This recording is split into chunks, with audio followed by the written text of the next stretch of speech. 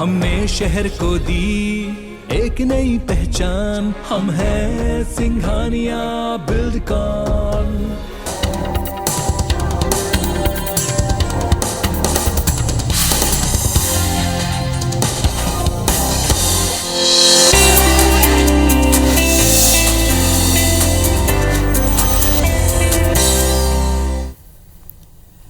नमस्कार, बहुत स्वागत है आप सबका सेहत से जुड़े हमारे खास कार्यक्रम हेल्थ गुरु में। आपके साथ मैं हूं पुनीत पाठक। त्वचा हमारे शरीर का सबसे ऊपरी, सबसे नाजुक और सबसे खूबसूरत हिस्सा है। यही वजह है कि इसका खास ख्याल रखने की आवश्यकता पड़ती, क्योंकि ज़रा सी लापरवाही इन्फेक्शन की वजह बन सकती। एलर्जी की वजह से कई बार त्वचा में कुछ जगह खुजली होना, रेडनेस आना, सूजन तक आ जाना, लाल चकत्ते पड़ जाना, ऐसी बहुत सी चीज़ें। और अगर होली के आसपास का वातावरण हो तो होली और साथ में टेम्परेचर लगातार बढ़ते जाना, इसकी वजह से आपको कई सारे स्किन संबंधी प्रॉब्लम हो सकते हैं। तो आज का एक कार्यक्रम इसी के समाधान की दिशा में एक शुरुआत है।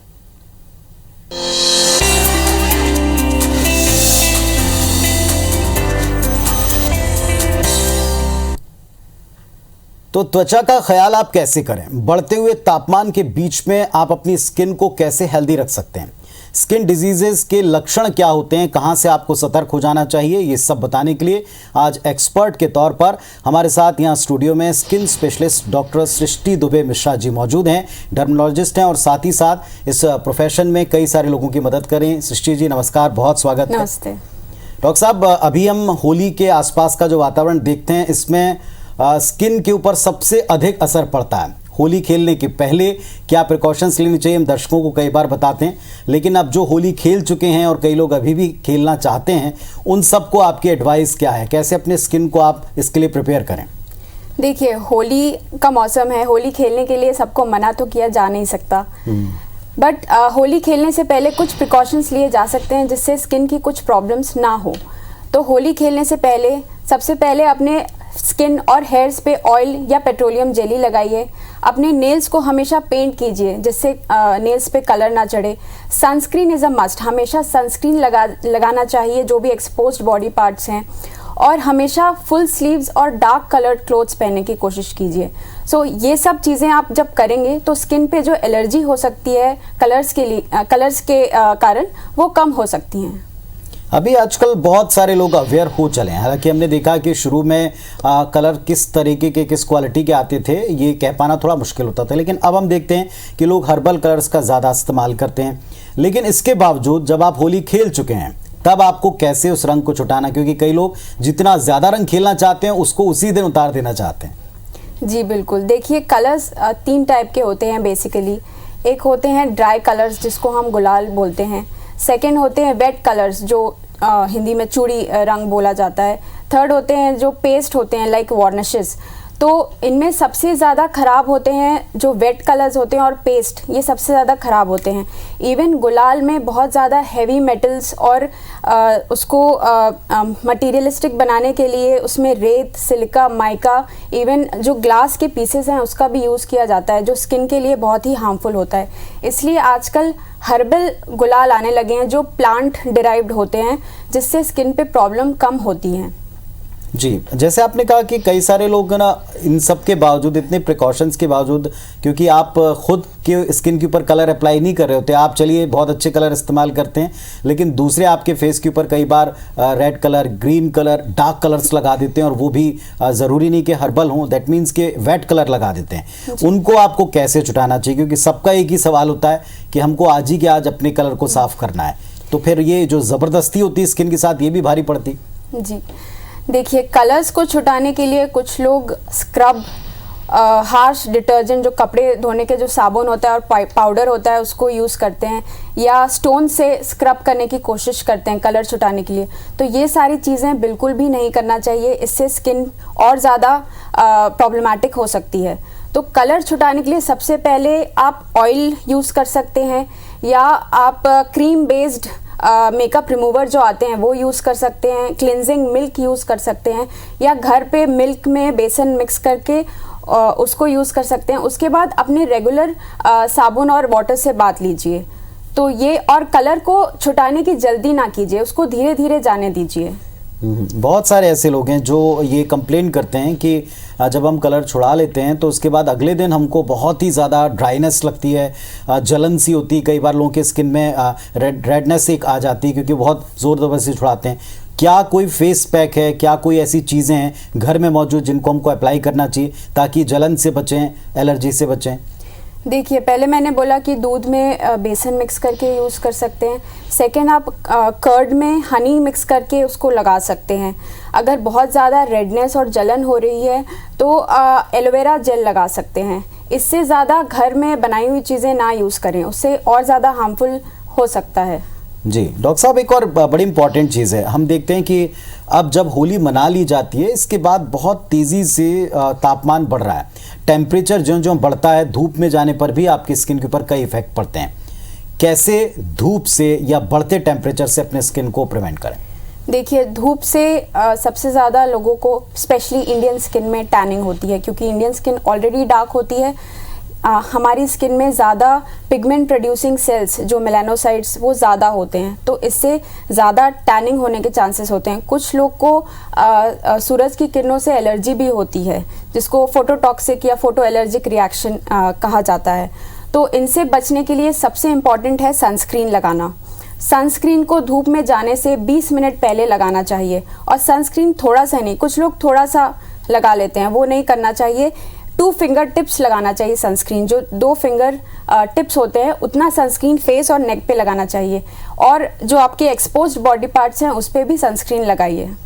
जी, सनस्क्रीन के लिए भी बहुत सारे वेरिएंट्स हैं, उनके बहुत सारे प्रकार मौजूद हैं, बहुत सी कंपनीज़ हैं, लेकिन हम किसी ख़ास तरह का या हर एक स्किन के लिए अलग अलग तरह का सनस्क्रीन यूज़ करें?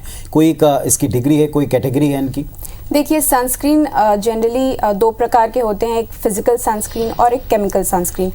अगर सिर्फ फिजिकल सनस्क्रीन हो तो उससे एक वाइट लेयर बन जाती है स्किन पे, जो अच्छा नहीं दिखता। इसलिए आजकल जो सनस्क्रीन्स आ रहे हैं वो physical plus chemical sunscreen mix रहते हैं। तो अगर आपकी स्किन बहुत ऑयली है तो आजकल जेल बेस्ड या जो वाटर बेस्ड सनस्क्रीन है वो आते हैं, वो आप लगा सकते हैं। जिनकी फेस बहुत ड्राई है वो क्रीम बेस्ड सनस्क्रीन लगाइए। जी, हमने देखा है कि बहुत टेम्परेचर अगर आपका बढ़ जाए तो लोगों का एक मानना होता है कि आपको ढेर सारा पानी पीना चाहिए।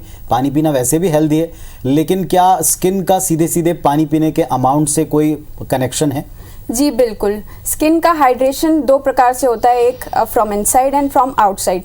फ्रॉम आउटसाइड आपको मॉइस्चराइज़र ज़रूर लगाना चाहिए। ऐसे नहीं कि गर्मी बढ़ गई है तो मॉइस्चराइज़र लगाना छोड़ दीजिए। हमेशा अगर आपकी स्किन बहुत ऑयली है तो आपको gel based non comedogenic moisturiser लगाना चाहिए। अगर आपकी स्किन ड्राई है तो you can use a regular moisturiser.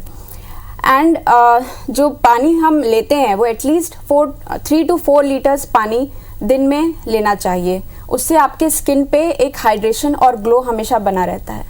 जी, तो जितने सारे लोग अभी हमको देख रहे हैं और जो भी डॉक्टर सृष्टि दुबे मिश्रा जी से कांटेक्ट करना चाहते हैं या अपनी किसी प्रॉब्लम के बारे में बातचीत करना चाहते हैं, तो इनके नंबर्स हम टेलीविजन स्क्रीन के ऊपर फ्लैश कर रहे हैं। आप इन नंबर्स को ज़रूर नोट कर लें और आप इनसे सीधे भी मिल सकते हैं, संपर्क कर सकते हैं, बात करके अपनी प्रॉब्लम्स के बारे में जान सकते हैं। स्किन एलर्जी एक ऐसा टॉपिक है डॉक्टर साहब जिसको लेकर के कितनी विशाल एक रेंज है। थोड़ा सा अगर हम कहें स्किन में थोड़ी खुजली हो रही है, इचिंग हो रही है, वो भी एलर्जी मानी जाती है। कई बार पिंपल्स हैं, कई बार कुछ ऐसे शरीर के ऊपर उभार दिखते हैं जिनको लेकर हम बड़े चिंतित हो जाते हैं। कौन से अलार्म्स हैं जिनको आपको मानना चाहिए कि अब आपको स्किन डॉक्टर के पास जाना है? देखिए, स्किन एलर्जी 2 टाइप्स की होती है इन जनरल। एक होती है अक्यूट, जो किसी भी चीज़ के कांटेक्ट के बाद तुरंत विदिन 2 to 3 आवर्स या विदिन फ्यू मिनट्स हो जाती हैं, उसको अक्यूट स्किन एलर्जी बोलते हैं। और दूसरी होती है क्रॉनिक, जो एक कोई भी चीज़ के कई बार कांटेक्ट आने पर होती है, वो होती है क्रॉनिक एलर्जी। तो क्रॉनिक एलर्जी लोगों को जनरली पहली बार में पता नहीं चलता। तो जब भी उनके स्किन में रैशेस, रेडनेस, जलन, कुछ लोगों को छाले हो जाते हैं, तो ये सब हो तो वो डॉक्टर के पास ज़रूर आएँ। और अक्यूट एलर्जी में तुरंत पता चल जाता है, तो जब भी रेडनेस, जलन, खुजली हो या पिंपल जैसे बम्स आ जाए तो वो डॉक्टर को ज़रूर कॉन्टैक्ट कीजिए। जी, बहुत सारे लोग स्किन को जो है ग्रांटेड ले लेते हैं। हमने देखा है कि ना सनस्क्रीन का वो इस्तेमाल करते हैं, ना चेहरे के ऊपर मॉइस्चराइज़र का इस्तेमाल करते हैं, और इस हद तक अपनी स्किन को डैमेज कर लेते हैं कि फिर उनको बहुत बाद में डॉक्टर के पास जाना पड़ता है। एक और बात, तो ऐसे लोग कहते हैं कि स्किन ट्रीटमेंट में खूब समय लगता है, लंबा टाइम लेते हैं, या उनको इमीडिएट इफेक्ट नहीं दिखते हैं। कितनी सच्चाई इन दोनों बातों में? नहीं, कुछ सच्चाई तो है इसमें, क्योंकि जो क्रॉनिक स्किन कंडीशंस होती हैं, जैसे क्रॉनिक एलर्जी जो मैंने बताया, और जैसे सोरियासिस होता है, मेलाज्मा होता है, जो यहाँ पे झाई हो जाती है गालों पे, तो ये सारी चीज़ों को ट्रीट करने में एक्चुअली बहुत समय लगता है। उसके लिए बार बार डॉक्टर के पास आना पड़ता है। कुछ स्किन कंडीशंस ऐसे होते हैं जिसमें इन क्लिनिक ट्रीटमेंट किया जाता है, लेज़र्स और दूसरी चीज़ों से, लाइट ट्रीटमेंट से। वो सिर्फ घर पे क्रीम लगाने और दवाई लेने से ठीक नहीं होती। ऐसे बहुत सारे मौके आते हैं जब हमको अपने स्किन को शायद थोड़ा संभाल के रखना चाहिए। अब हम गर्मी की तरफ आगे बढ़ रहे हैं, दिनों दिन टेम्परेचर बढ़ेगा। छत्तीसगढ़ में, मध्य प्रदेश में, जहाँ मध्य भारत का हिस्सा है, वहाँ खूब ज़्यादा लू पड़ती है। कैसे आप लू से या इस गर्मी से अपने स्किन को आप बचा सकते हैं? प्लस दूसरी बात है, डाइट का क्या इससे कोई कनेक्शन है? जी देखिए, ये गर्मी और बहुत ड्राई वेदर हो जाता है अभी गर्मी पे यहाँ पे, तो हाइड्रेशन इज़ वेरी इंपॉर्टेंट। पानी के अलावा बहुत ज़्यादा फ्रूट्स और जूस ले सकते हैं, बट ये बात का ख्याल रखना है कि जूस में बहुत ज़्यादा शुगर ना हो। तो शुगर से ना ही सिर्फ अपनी हेल्थ पे बट अपनी स्किन पे भी बहुत इफ़ेक्ट होता है। और जैसे अगर बहुत ड्राई वेदर है तो मॉइस्चराइज़र लगाना भी बहुत इम्पॉर्टेंट है। Even sunscreen is very important. जी, क्या सिट्रस फूड जो हैं, जैसे हमने देखा कि जितने फ्रूट्स होते हैं उसमें जितने सिट्रस हैं वो हम कहते हैं स्किन के लिए बहुत अच्छे हैं जी। क्या सिर्फ हमको सिट्रस पल्प के ऊपर या सिट्रस जो जूसेस हैं उनके ऊपर इन दिनों ज़्यादा डिपेंड रहना चाहिए? क्योंकि कई लोग कहते हैं इनसे आप काफ़ी हद तक बच सकते हैं। सिट्रस फ्रूट्स ऑब्वियसली बहुत अच्छे होते हैं, लेकिन ऐसा नहीं है कि सिर्फ सिट्रस फ्रूट्स ही खाएं, दूसरे फ्रूट्स भी खा सकते हैं। चलिए, जिस तरीके से अभी हेल्थ की कंडीशंस हैं लोगों की, काफ़ी समय तक लोग घर में रहे कोविड की वजह से, और अब उन्हें काम के परिस्थितियों के चलते बहुत ज़्यादा बाहर निकलना पड़ रहा है। तो एक नॉर्मल जो एक एलर्जी होती है जिसमें हम कहते हैं कि स्किन में इचिंग होना शुरू होती है, क्या इचिंग को हर बार नॉर्मली लेना चाहिए या डॉक्टर का संपर्क कर लेना चाहिए? क्योंकि हम देखते हैं स्किन एलर्जी थोड़ी बहुत अगर इचिंग हुई तो लोग इसे टाल देते हैं। जी देखिए, अगर थोड़ी बहुत एलर्जी इचिंग हुई तो बहुत लोग घर पे ही कुछ क्रीम लगा के उसका ट्रीटमेंट कर लेते हैं, लेकिन कुछ लोग ऐसे क्रीम का इस्तेमाल करते हैं जिस पे स्टेरॉइड होता है, जो स्किन के लिए बहुत ही हार्मफुल होता है। डॉक्टर ज़रूर स्टेरॉइड क्रीम्स देते हैं, बट फॉर शॉर्ट ड्यूरेशन। जो लोग होते हैं उसको लॉन्ग टर्म के लिए यूज़ करते हैं, उससे स्किन में बहुत हार्मफुल इफेक्ट होता है। अगर घर पे कोई एलर्जी हो तो उसमें कैलेमाइन लोशन लगा सकते हैं, सिंपल मॉइस्चराइज़र लगा सकते हैं। अगर 1-2 दिन में ठीक नहीं होता तो बिल्कुल डॉक्टर को कांटेक्ट कीजिए। ऐसे बहुत सारे लोग हम जानते हैं जो स्किन के बारे में थोड़ी बहुत भी अगर उनको तकलीफ हुई, इचिंग हुई, या कहीं उनको लगता है कि कोई फंगल इन्फेक्शन है, तो वो सीधा मेडिकल स्टोर जाते हैं और मेडिकल स्टोर पे जो भी उनको दवाइयाँ दी जाती हैं वो लगा लेते हैं। और हमने सुना कि उनमें कुछ ऐसे केमिकल्स होते हैं जो शायद आपको, आपके स्किन को ज़्यादा नुकसान पहुँचाएं। उन लोगों को आप क्या बोलेंगे? जी बिल्कुल, मैंने अभी बताया कि बहुत सारे क्रीम में स्टेरॉइड होता है। ये बहुत कॉमन है इंडिया में, स्पेशली इंडिया में, क्योंकि ओटीसी ड्रग बहुत इजीली मिल जाता है लोगों को, तो वो क्रीम सालों लगाते हैं। ये क्रीम लगाने से क्या होता है, इनिशियली चीज़ें ठीक होती है, पहले कुछ दिनों तक ऐसा लगता है कि ठीक हो रहा है, लेकिन उसके बाद जैसे ही आप क्रीम बंद करते हैं कुछ दिनों के लिए ही सारी चीज़ें फ्लेयर अप हो जाती है। तो इसलिए इन क्रीम को बिल्कुल भी ना लगाइए। डॉक्टर को प्लीज़ कांटेक्ट कीजिए एंड उनके बताए हुए क्रीम्स और मेडिसिन्स को यूज़ कीजिए। जी, टैनिंग भी एक बहुत बड़ी प्रॉब्लम है जो लोगों को लगता है, और ख़ासतौर से अगर हम विमेंस की बात करें, उनको लगता है कि टैनिंग ना ही हो तो ज़्यादा बेहतर है, हो जाए तो उनको लगता है कि तुरंत ये निकल जाए, तुरंत चली जाए। तो क्या ये पॉसिबल है? बच आप कैसे सकते हैं? और अगर टैनिंग हो चुकी है तो क्या इसके लिए सिर्फ डॉक्टर ही विकल्प हैं या वो घर पर भी कुछ कर सकते हैं? देखिए, टैनिंग बचाने के लिए फर्स्ट ऑफ ऑल जो 10 o'clock to 2 o'clock का टाइम होता है वो सबसे ज़्यादा हार्मफुल होता है। इस टाइम पे सबसे ज़्यादा हार्मफुल यूवी रेडिएशंस आती हैं, तो इस टाइम पे आप कोशिश कीजिए कि घर से बाहर ना निकलिए। सेकंड, सनस्क्रीन बहुत इंपॉर्टेंट है जो मैंने बताया। थर्ड, आप फिजिकल प्रोटेक्शन भी लीजिए, कैप पहनिए, अगर आप बाहर जा रहे हैं तो अम्ब्रेला यूज़ कर सकते हैं, और फुल स्लीव्स के क्लोथ्स पहनिए। सेकंड, अगर टैनिंग ऑलरेडी हो चुकी है तो धूप में जाना फर्स्ट ऑफ ऑल बंद कीजिए, डॉक्टर से संपर्क कीजिए। टैनिंग बहुत जल्दी, ये जो एंटी टैनिंग आपके जो वैक्सिंग होती है, ये सबसे टैनिंग नहीं जाती। टैनिंग का मतलब होता है जो आपकी स्किन में पिगमेंटेड सेल्स हैं उनमें पिगमेंट बढ़ गया है, तो ये सब सुपरफिशियल ट्रीटमेंट से ठीक नहीं होता। इसमें बहुत टाइम लगता है ट्रीटमेंट करने में। इवन जो इन क्लिनिक ट्रीटमेंट होता है जैसे लेज़र्स और केमिकल पील ट्रीटमेंट जो हम करते हैं, उससे थोड़ा जल्दी ठीक होता है टैनिंग।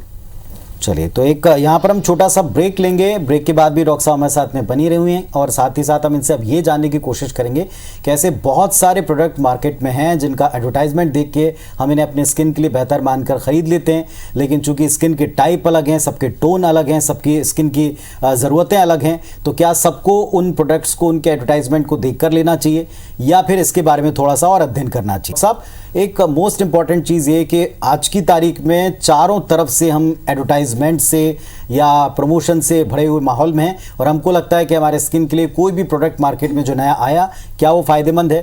ख़ास तौर पर जो यूथ है वो इनसे बड़ा अट्रैक्ट होता है, लेकिन जैसे सबके स्किन टाइप अलग हैं, तो क्या सभी के ऊपर वो प्रोडक्ट लगा लेना चाहिए, उनको लेना चाहिए, या इसके बारे में थोड़ा अध्ययन करें या डॉक्टर से मिले, क्या करें? देखिए, जो प्रोडक्ट्स एडवर्टाइजमेंट में आते हैं जैसे फेस वॉश हो, शैम्पू हो, कंडीशनर हो, तो फेस वॉश हर स्किन पे एक ही फेस वॉश यूज़ नहीं किया जा सकता। जो फेस वॉशेस होते हैं वो जनरली अल्कलाइन होते हैं। हमारी स्किन का जो पीएच होता है वो थोड़ा सा एसिडिक होता है, इसलिए बहुत ज़्यादा जो हार्श फेस वॉशेस होते हैं उनमें बहुत ज़्यादा पीएच हाई होता है, तो वो स्किन में यूज़ नहीं करना चाहिए। अपनी स्किन टाइप के अनुसार चीज़ें यूज़ करनी चाहिए। और जो क्रीम्स होते हैं, मॉइस्चराइज़र, किसी की स्किन बहुत ऑयली होती है, किसी की स्किन बहुत ड्राई होती है, किसी की स्किन बहुत सेंसिटिव होती है, किसी की एक्ने प्रोन होती है, तो एक ही टाइप के मॉइस्चराइज़र और क्रीम्स यूज़ नहीं किया जा सकता। इसलिए डर्मेटोलॉजिस्ट से हमेशा कांटेक्ट करके उनकी सलाह लेके यूज़ कीजिए। इवन सनस्क्रीन, एक ही जैसा सनस्क्रीन हर स्किन पे यूज़ नहीं किया जा सकता है।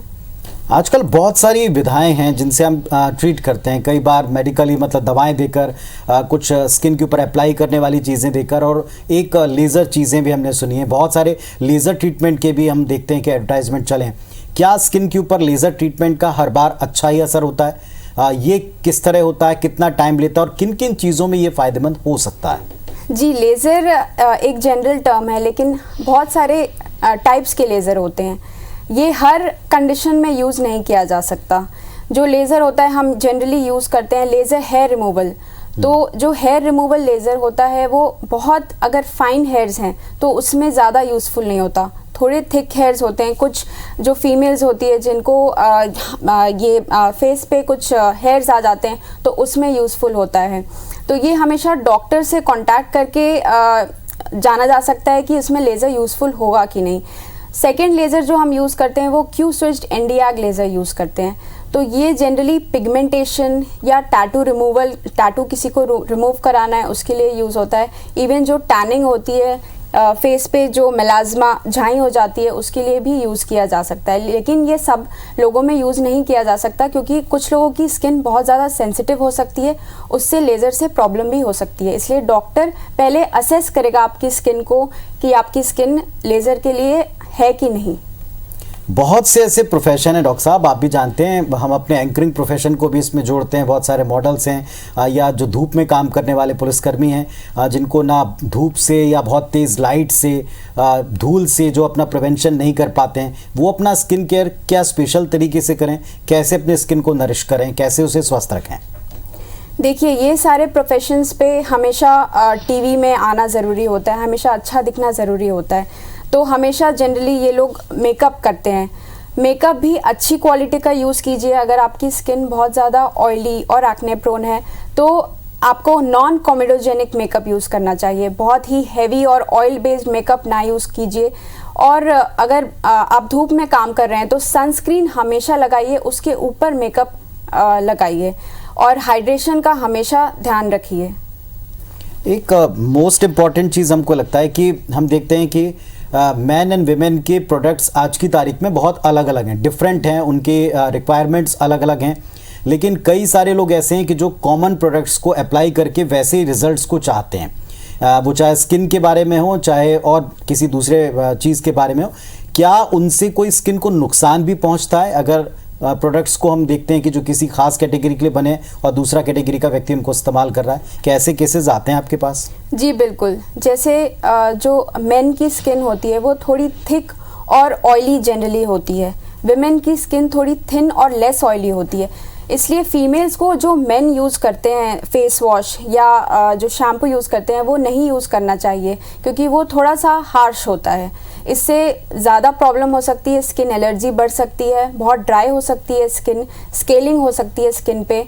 इवन जो बच्चे होते हैं और जो ज़्यादा एजेड होते हैं उनकी स्किन भी बहुत सेंसिटिव होती है, इसलिए उनके लिए प्रोडक्ट्स स्पेशली बनाए जाते हैं, इसलिए उन्हें भी नॉर्मल मेन और वुमेन के प्रोडक्ट्स यूज़ नहीं करने चाहिए। आज की तारीख में जब हम लोगों को ये बता रहे हैं कि स्किन को आप कैसे नरिश करें, केयर करें, अगर आपको किसी भी तरह की कोई स्किन एलर्जी है, स्किन डिजीज़ है, स्किन से संबंधित कोई प्रॉब्लम है, क्या कोई ऐसे कॉमन सिम्टम्स हैं जिनके बाद हमको कतई देर नहीं करना चाहिए और फ़ौरन डॉक्टर का रुख करना चाहिए? देखिए, अगर आपकी स्किन पे बहुत ज़्यादा रेड रैशेस आ रहे हैं, अगर बहुत ज़्यादा एक्सेसिव खुजली हो रही है स्किन पे, या कुछ लोगों को बबल्स जैसे आ जाते हैं, इवन छाले अगर हो जाते हैं स्किन पे, तो ये सारी कंडीशंस में बिल्कुल भी देर नहीं करना चाहिए, तुरंत डॉक्टर को कांटेक्ट करना चाहिए। और एक चीज़, एक मिथ कहें से आप जनरली जैसे हमने कहा कि इलाज लंबा चलता है स्किन ट्रीटमेंट का, और दूसरा ये भी हम सुनते हैं कि स्किन का ट्रीटमेंट कराना काफ़ी महंगा होता है। अब ये मिथ है, सच है, आप बताएं। लोगों के मन में ये बड़ी धारणा रहती है कि अगर हम स्किन ट्रीटमेंट के लिए गए तो बहुत महंगा ही ट्रीटमेंट हमको करवाना पड़ेगा। ज़्यादातर लोग तो सोचते हैं कि शायद सीधा लेज़र ही कराना पड़ेगा। नहीं, ऐसा बिल्कुल नहीं है। हम लेज़र बहुत ही कम लोगों का करते हैं। जनरली पेशेंट्स को सिर्फ क्रीम्स या मेडिसिन से ही ट्रीट करते हैं। लेज़र बहुत 100% में से 5% पेशेंट्स का लेज़र और दूसरा ट्रीटमेंट किया जाता है। और जैसे कि मैंने बोला, एक एक्यूट कंडीशंस होती है और क्रॉनिक कंडीशंस होती है। जो लंबी चलती है उसका ऑब्वियसली ट्रीटमेंट भी लंबा होगा। जैसे फॉर एग्जांपल सोराइसिस लोगों को हो जाता है, जिसमें रेड रैशेस और उसके ऊपर से जो चमड़ी निकलती है वाइट कलर की, वो बहुत क्रॉनिक कंडीशन होती है। तो जैसे आपको बीपी और डायबिटीज़ होता है तो उसका ट्रीटमेंट लंबा चलता है, ज़िंदगी भर चलता है। वैसे ही कुछ स्किन की ऐसी कंडीशंस है जिसका ट्रीटमेंट लंबा ही चलेगा। बहुत सारे लोग ऐसे शहरों में रहते हैं या ऐसी जगहों पर रहते हैं जहां माइनिंग का काम होता है, जहां डस्ट बहुत ज़्यादा होती है, और पहले और आज के समय में हम बड़ा एक कंपैरिजन देखते हैं। आप क्या पाती हैं? पहले थोड़े प्रोडक्ट्स कम थे लेकिन स्किन ज़्यादा हेल्दी रहती थी। आज की तारीख में ढेर सारे प्रोडक्ट्स हैं, इसके बाद भी हमें तरह तरह की स्किन डिजीज़ेज़ हैं। तो अभी वातावरण स्किन के लिए ज़्यादा ख़तरनाक है, पहले बेटर था, एक ही हमेशा डिबेट का विषय रहा। और दूसरी बात ये कि ओवरऑल आपको कैसे अपने आप को बैलेंस रखना है। देखिए, आजकल पोल्यूशन ज़्यादा बढ़ गया है, इसलिए डस्ट और जो इंडस्ट्री ज़्यादा बन गई है उससे लोगों को ज़्यादा एलर्जी होने लग गई है। इसलिए हमेशा अपने फेस पे मास्क लगाइए, हमेशा जो वहाँ पे वर्क करते हैं वो हैट पहनिए, तो इससे एलर्जी के चांसेस थोड़े कम हो सकते हैं। और हमेशा स्किन के लिए हमेशा inside nutrition plus outside nutrition भी इम्पॉर्टेंट है। तो खाना अच्छे से खाइए, प्रोटीन इज़ वेरी इंपॉर्टेंट। जो वेजिटेरियन है वो दाल, पनीर, स्प्राउट्स ये अच्छे से खाइए। जो नॉन वेजिटेरियन है वो अपना नॉन वेज कंटिन्यू रखिए, क्योंकि जो अपनी स्किन की लेयर है वो प्रोटीन से ही बनती है। तो डाइट इज़ वेरी इंपॉर्टेंट, और बाहर से भी हाइड्रेशन बहुत इंपॉर्टेंट है। मॉइस्चराइज़र एंड सनस्क्रीन बहुत इंपॉर्टेंट है। विटामिन डी को हम स्किन के लिए बड़ा ज़रूरी मानते हैं। KND को क्या इनका रोल होता है? और ऐसा कहते हैं कि ये केवल धूप में ही आपको मिल सकते हैं, या इसको भी हम सप्लीमेंट्स के तौर पर देते हैं? कई सारे लोग कई सप्लीमेंट्स, विटामिन सप्लीमेंट्स जो खुद ही लेते हैं, उनको आपकी क्या राय है? देखिए, जो विटामिन डी होता है वो हेयर और स्किन के लिए बहुत इंपॉर्टेंट होता है। हेयर से विटामिन डी से हेयर की स्ट्रेंथ इंक्रीज होती है, और ये सनलाइट से सबसे ज़्यादा मिलता है विटामिन डी। पर कुछ लोगों को सप्लीमेंट्स भी दिया जा सकता है। विटामिन डी लेने के लिए जो मॉर्निंग की सनलाइट होती है, अराउंड 7 to 8 o'clock की, 6 to 8 o'clock की जो सनलाइट होती है ये अच्छी होती है, क्योंकि जो बाद की सनलाइट होती है उसमें हार्मफुल यूवी रेडिएशन ज़्यादा होते हैं, और विटामिन डी मिलने से ज़्यादा आपको हार्म हो सकता है। तो ये किया जा सकता है। मॉर्निंग वॉक बहुत अच्छी है विटामिन डी के लिए। चलिए, तो ये सारे तरीके हैं जिनसे आप अपने स्किन की केयर कर सकते हैं, ये सारे तरीके हैं जिनसे आप अपने स्किन को नरिश करके रख सकते हैं। और जो डॉक्टर साहब ने बताया कि जिन सूरतों में आपको देर नहीं करना चाहिए, तुरंत आपको डॉक्टर के पास जाना चाहिए, सारी बातें जो आप सुनते हैं, सारी बातें जो आप एडवर्टाइजमेंट में देखते हैं, वो आपके स्किन के लिए ठीक है या नहीं है, इसका भी आपको ख्याल करना पड़ेगा। डॉक्टर साहब, बहुत धन्यवाद आपका हमारे साथ में जुड़ने के लिए और इतने सारे सवालों का जवाब देने के लिए, ताकि लोग अपनी स्किन के बारे में बेहतर केयर कर सकें।